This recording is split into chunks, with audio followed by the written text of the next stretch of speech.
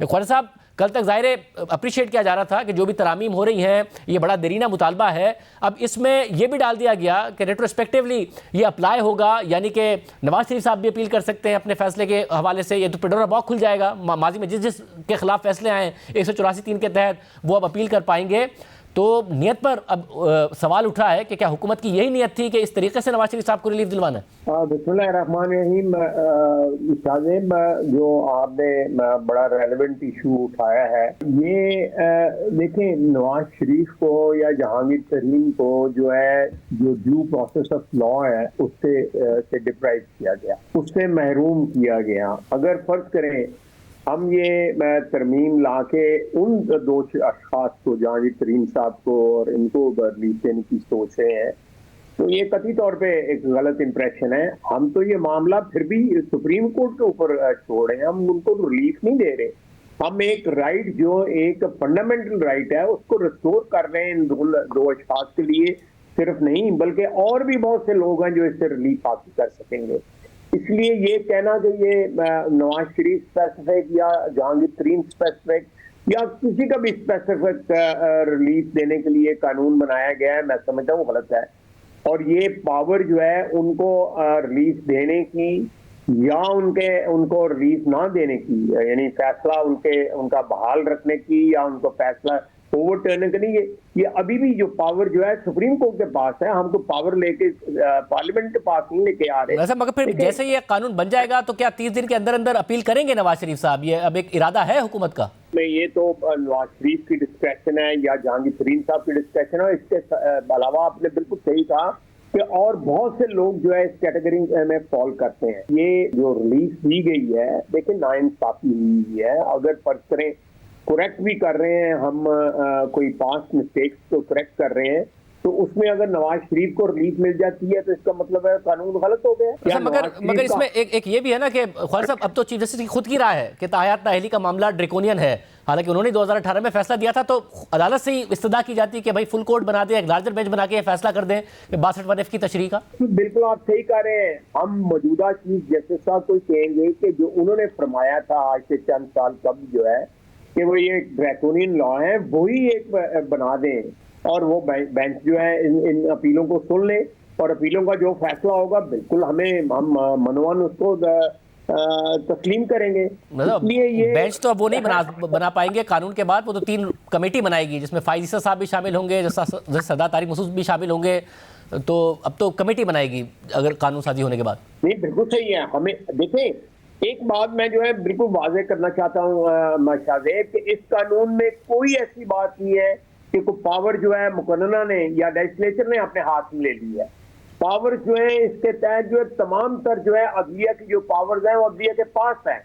हमने उनकी टर्फ के ऊपर या उनकी टेरिटरी के ऊपर टैक्स पास करने की कतई तौर पे ना कोई नीयत है, ना किया है और ना कभी करेंगे, क्योंकि ये एक आइन के खिलाफ जो उनकी टेरिटरी है उससे हमारा कोई हक नहीं बनता कि हम उसको टैक्स पास करें।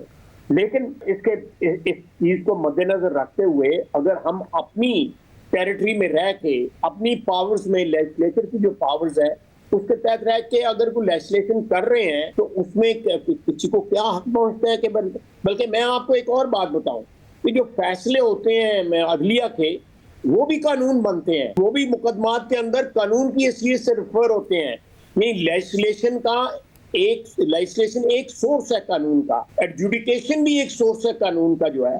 तो इसलिए कानून बनाना जो है वो उसका जो सोर्स है वो एडजुडिकेशन भी है, या अदालत में जो चीजें सामने आती हैं वो भी उसका सोर्स बन जाती है। तो अगर उमर अता बंदियाल साहब जो हमारे मौजूद चीफ जस्टिस हैं, उन्होंने ये बात जो है कही हुई है, तो उसके बाद तो मेरा ख्याल है तमाम जो है वो खत्म हो जाता है जो है। सब आज उन्होंने एक और बात की है, वो सियासी दर्जा हरारत नीचे लाने की बात कर रहे हैं। तहरीक इंसाफ से पहले कहा तो तहरीक इंसाफ ने कमिटमेंट दी कि चेयरमैन तहरीक इंसाफ सियासी दर्जा हरारत लाने के लिए अंडरटेकिंग देंगे ताकि माहौल जरा साजगार हो इलेक्शन के लिए। हुकूमत की तरफ से कौन अंडरटेकिंग देगा? हुकूमत तैयार है अंडरटेकिंग देने के लिए? नहीं, उनकी तरफ से तहरीक इंसाफ की तरफ से किसने अंडरटेकिंग दी है? अली जफर साहब कह रहे हैं कि चेयरमैन तहरीक इंसाफ इमरान खान साहब भी अंडरटेकिंग देने के लिए तैयार है, देंगे। अब हुकूमत की तरफ से भी जब अदालत अंडरटेकिंग मांगेगी तो हुकूमत तैयार है देने के लिए? वज़ीर आज़म देंगे?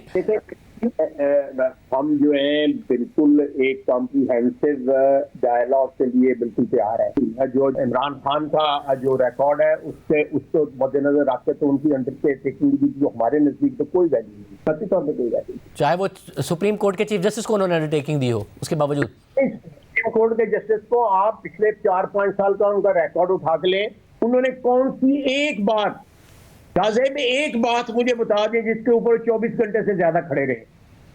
एक बात मुझे बता दें, मैं 2 या 4 या 8 या 10 नहीं, एक बात जब से वो सियासत में आए हैं एक बात बता दें जिसके ऊपर खड़े रहे हैं। इतना बेतबारा शख्स है, आप चाहते हैं कि हम सारा पॉलिटिकल कैपिटल जो है उसको उसकी अंडरटेकिंग के ऊपर लगा दें? It will not happen that, absolutely not.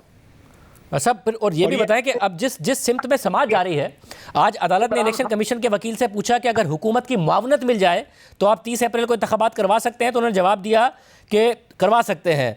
तो अब अदालत अगर हुकूमत को अब हुक्म जारी करती है कि जी आपने मुआवनत देनी है, ज़ाहिर वजारत दिफा भी उसमें आती है कि पाक अफवाज की सपोर्ट और वो सब, तो फिर क्या होगा अगर अदालत आप लोगों को हुक्म दे देगी जी आपने इलेक्शन कमीशन से मुआवनत करनी है 30 अप्रैल को इलेक्शन कराने के लिए? दिफा की तरफ से तो मैंने जो मुझे मेरे वजारत दिफा के जो अदारे हैं उन्होंने जो मुझे एडवाइस किया था मैंने तो वो लिख के दे दिया हुआ है। How can I go back on that? तो अगर अदालत के अहकामात आए भी तब भी 30 अप्रैल को आप ये कमिटमेंट नहीं दे पाएंगे? 30 अप्रैल मैं देखें मेरे जो जिन लोगों ने मुझे एडवाइस किया था, आई गो बाय देयर एडवाइस। मैं और ये अभी भी जो है ये जो रौला है इस वक्त सुप्रीम कोर्ट में जो कंफ्यूजन है 4-3 का और 3-2 का, मेरा ख्याल है वो पहले सेटल होना चाहिए, उसके बाद तमाम ये मामला सेटल हो जाएंगे। अगर इस सर्टन अनसर्टन सजा के अंदर जो है कोई चीज जो है अगर फिर एडजुडिकेट की गई तो उसके ऊपर भी सवालिया निशान बन जाएगा।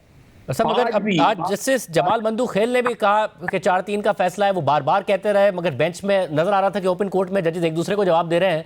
फिर अटॉर्नी जनरल ने मामला एजिटेट किया, फिर फुल कोर्ट के लिए मुतालबा किया फारूक नाइक साहब ने, मगर चीफ जस्टिस साहब आगे बढ़ते रहे और मामला यहाँ तक पहुँच गया है कि वो उन्होंने इलेक्शन कमीशन से पूछा 30 अप्रैल का, तो फैसला आ गया। तो फिर क्या होगा जब 4-3 का मसला नहीं उन्होंने एड्रेस किया, फुल कोर्ट नहीं बनाया और फैसला दे दिया, तो फिर क्या होगा? मैं आपसे एक सवाल पूछूं? जी प्लीज। एक सवाल, आप इस फिजा में एतबार करेंगे हालात के ऊपर? मतलब मेरे स्टेटमेंट की वैल्यू नहीं है, आप डिफेंस मिनिस्टर हैं, आप ही के स्टेटमेंट की वैल्यू है, इसलिए आप ही बता सकते हैं।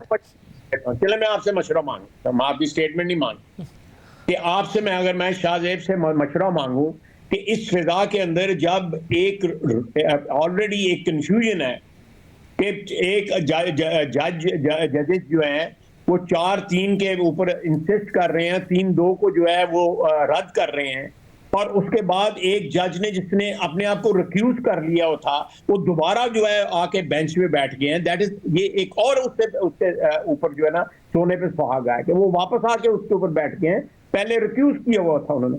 तो फिर आप देखें इस फिजा के अंदर अंडरटेकिंग या इस फिजा के अंदर जो मैं कुछ कंक्लूसिव आपके सामने बात कर दूं, कल मेरी बात जो है वो कहीं अदालत में कोर्ट हो जाए, तो ये इस फिजा के अंदर आप समझते हैं कि मैं कोई ऑथेंटिक या कोई कमिटमेंट जो है मगर अदालत मगर पार्लियामेंट की तरफ से हमने देखा कल कौमी असेंबली से करारदाद आई, फिर आज मरियम नवाज साहिबा ने स्पीच की, फिर आज अटॉर्नी जनरल का मौकफ हो या फिर फारूक नाइक साहब का, 4-3 के मौकफ पर हुकूमत कायम रहेगी इंशाल्लाह। बहुत शुक्रिया। कायम रहेगी, हमारा ख्याल है। हमारा ख्याल क्या है, हमारी ये बिल्कुल जो एक कवि जो है एक राय है कि ये 4-3 का मामला जो है सेटल हो चुका है।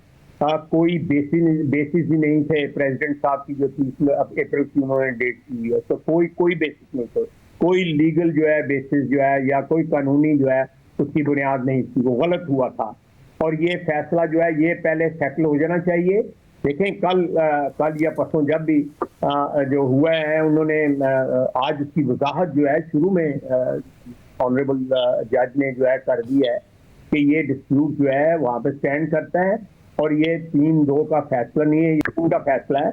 तो उस सूरत हाल में आप किस तरह जो है, मैं समझता हूँ देखें ये बदकिस्मती की बात है, मैं ये चीज जो है बड़ी दुख के साथ कह रहा हूँ कि आज जो है जिस तरह हमारी सियासत फ्रैक्चर्ड है, जिस तरह हमारी सियासत के अंदर दरारें पड़ गई हुई हैं, आज जो है एक बड़ी जो है जिसके ऊपर जो है इंसाफ के सारे जो है वो का बोझ है, जिसके ऊपर सारा दारोमदार है, उस अदारे में भी फ्रैक्चर आते हुए, उस अदारे के ऊपर जो है उसकी प्रोसीजर्स के ऊपर हमने तो आज जो कानून पास किया, हमने उनके हाथ जो है मजबूत किए हैं।